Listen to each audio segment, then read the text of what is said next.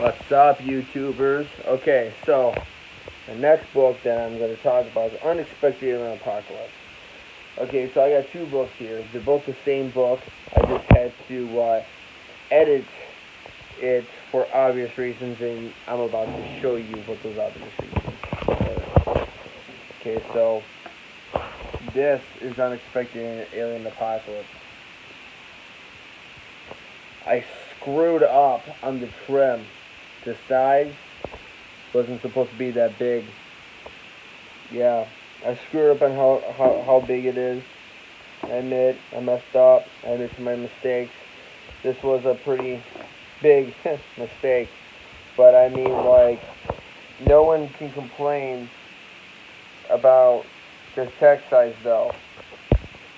Had a lot of people in the past complain, oh, your text size is too small. I got this, I looked at it, I'm like, you better not be whining now! so yeah, I guess this is like a big step into the sarcastic tone, but I wasn't meant to be sarcastic with this. But yeah, so obviously the trim sucks. I like the cover. I like what I did with that, and I did the back cover like that because it is Christian, and I wanted to show that. But then in the edit, um, this is the edited version, and the only thing that's I changed a couple things in the storyline, not much, but mostly, I mean, come on, man, you can see the difference right there. Excuse the dirt on the washer, but you can see the difference right there. The trim, I made it much smaller, the way it should be, and the text, the text actually isn't as small. Like it's not as small as I thought it would be. Um, I I discovered that I had the text as being as 16, so I changed it to 13, and I still made it bold, so it still can be seen pretty well as you saw. But with that text change, um, I eliminated I think like 30 pages or something like that. Like it was about like 400 pages, and I took it down by like 20 some pages, and it doesn't even look like I did. I mean, look at that thickness. Like it doesn't even look like it had any effect whatsoever. It just, I mean, obviously the size is different, but yeah, you know what I mean. But Unexpected Alien Apocalypse, that is I'm trying to figure out how to explain it without getting up too much. That's the problem I have with doing these videos, because I just want to keep on going and going and going. You know, I just want to keep on talking about it and give as much out as possible, but I want you guys to read my content. So, what this is like, it's, I'm the main character, and I talk about my life, you know, uh, slightly edited version of it, but I talk about my life, and it's first first three chapters kind of goes into like what representation of my life is, and like I talk about my depression. I talk about me being suicidal. I talk about me being lost, you know, and but I also show my character basically trying to fight for his life, and then like when my character starts fighting for his life is when he starts gaining everything, and then just for aliens to rip everything away from everyone, basically,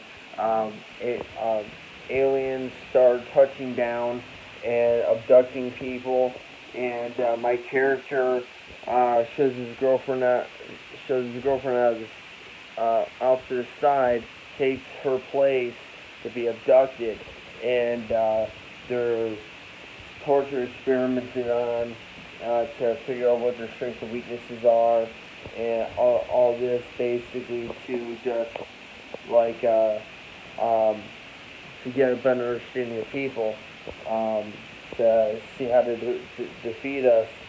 And so through the first during the apocalypse part, there's 2 years where the characters and their families are apart.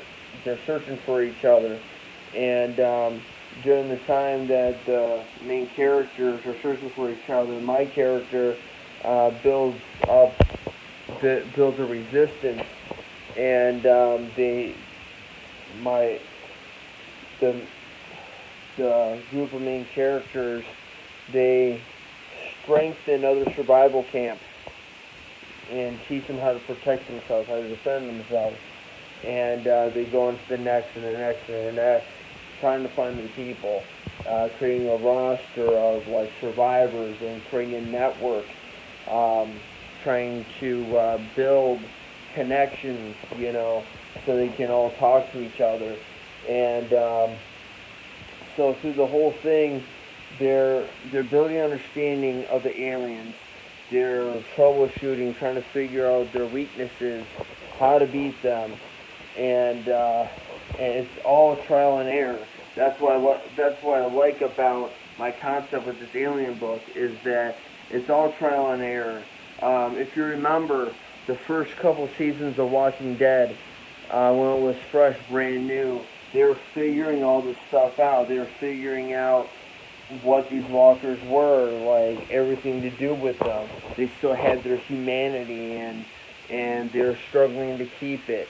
Well, same with this. They're struggling to, like, they still talk about art, like the army. Where is the military? Like, what's going on with them? Is there still hope? Like all this stuff. Like who's going to defend us against these things?